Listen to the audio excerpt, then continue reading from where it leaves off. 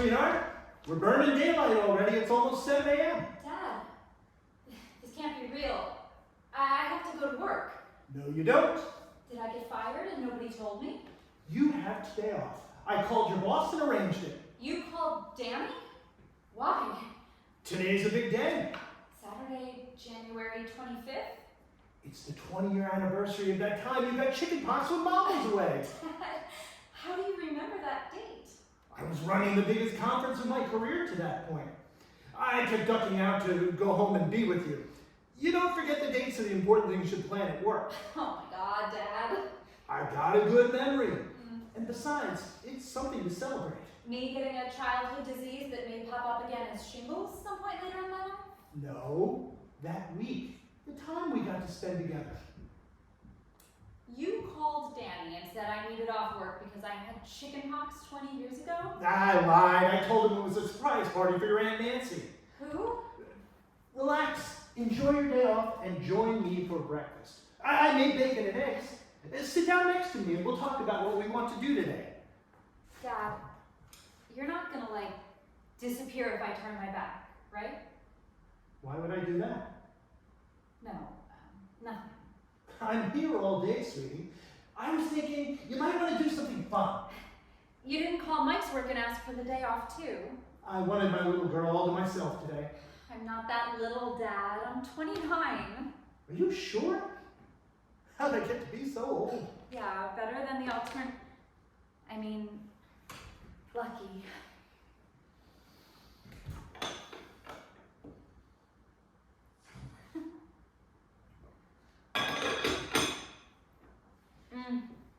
This is really good.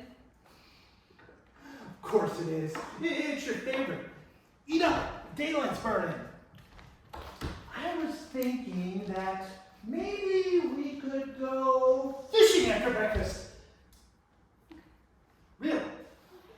I thought you hated fishing. I can't think of anything I'd rather do than go fishing with you today, Dad. Sure you're feeling okay? Not delusional from a resurgence of the chicken pox? Nah, I'm not going to make you go fishing. We could go to the movies. We could even go to a museum. Do we have to do any of those things? You love doing things. Well, maybe not fishing, but culture things. Can we just stay inside today and talk? You sure you don't have chicken pox? I just want to talk to you about some things. I'm not going anywhere. We can talk anytime. But why not today? What do you want to know? Well, nothing in particular. It's just, I've known you my whole life. 29 years, as you said. Jesus, 29. 100% of my life. And there's still so much I don't know. Like what? What were you like when you were my age? People always ask their parents what they were like when they were in high school, or college. Never just the weird in-between times, like 29. Well, I'm 57, so you were around when I was 29. I was 1. You can't expect me to remember that. Anyways, why did you have kids so young? Well, your mom and I got married when I was 23. We bought our first house at 25. Remember that? Fern Street with the swing set? That was a great house. Just, you did better than your parents, right? I mean, like your house. You went to college, you made money. Yeah. That's like the American dream, You're supposed to do better than your parents. I don't know why you're comparing. Mike is a waiter. I got a master's degree in library science, but what do I do? Honey, what you do is very important. I babysit homeless people at the library, and we can just barely afford rent on this one bedroom. When you were my age, you had a whole house and a kid, and you were married. I don't know.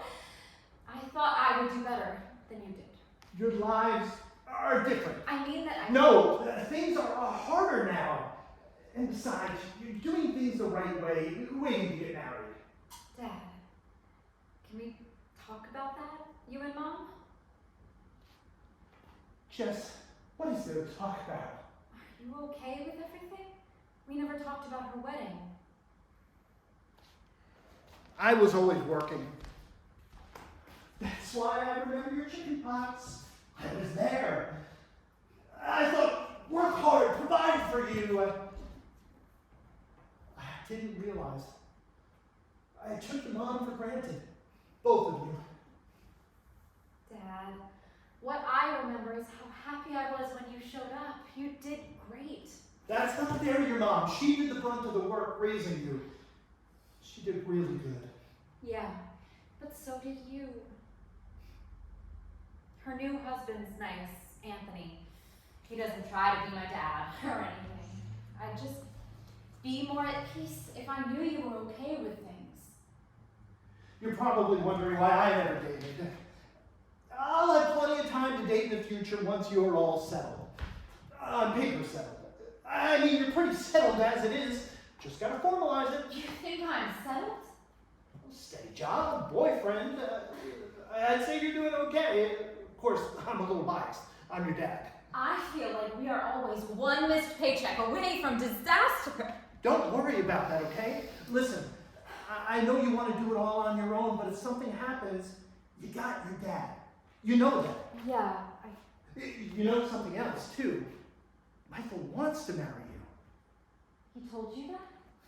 Dad always knows. Do you want to marry him? He's always the first person when something happens that I want to text, even after all these years. Sounds like you want to marry him to me. That's all there is to it. He's a good guy. Just make sure you don't take him for granted, right? It's easy sometimes to just assume people will always be there. He hasn't asked yet, though. He's nervous, I'm sure that's why. I'd say yes. I hope he knows that. So why don't you march right into your bedroom and ask him? Dad, I can't do that. Michael's being a weenie. He wants to ask you, but he's afraid it won't be perfect. Here's a little advice, kiddo. I messed up with your mom. Don't let Michael mess up. Go, ask him. Dad, I don't want to leave you here in the kitchen alone. Relax. I'll be here when you get back. I'm always here. Are you sure? I just... Go! Get my going. Time's a wasted.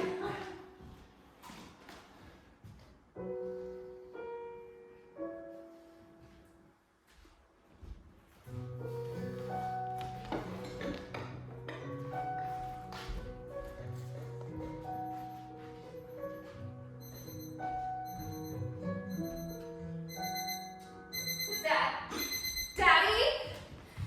He's not there. Where did he go? Jess, what are you...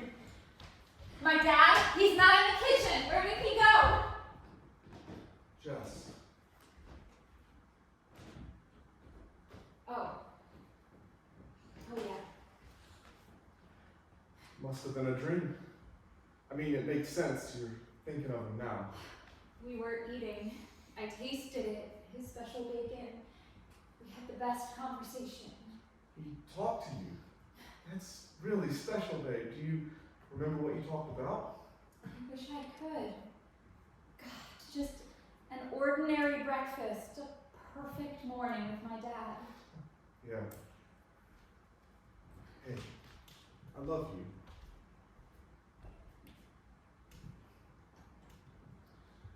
Well, we better get dressed and do this. It'll be your last chance to say goodbye. Just wish I knew how much he really understood or could hear. The doctors say there's no brain activity. I just wish he knew what we were saying. He knows. Whatever you're going to tell him, he already knows. When he had that stroke and they wheeled him outside on the stretcher going from the store to the ambulance, that was the last time he was outside, and he's just never going to be outside again. It's crazy, Michael. I don't want to say goodbye.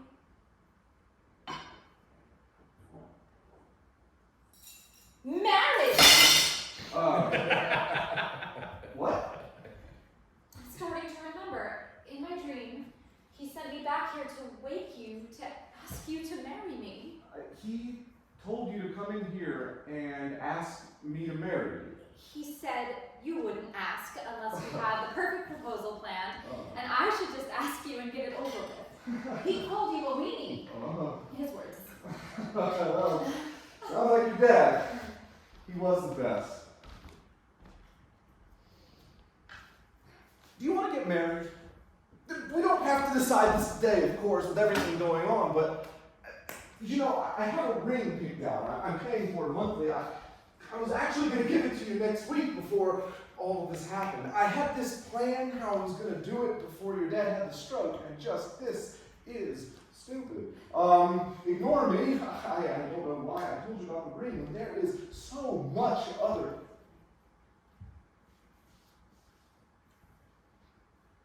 My dad gave us his blessing. He came to me in a dream the morning we're taking him off life support to give me his blessing.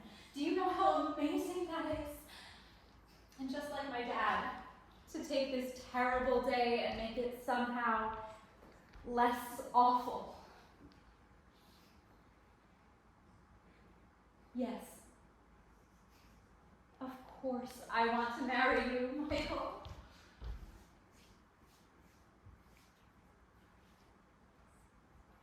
Come on, it's going to be a long day. I love you.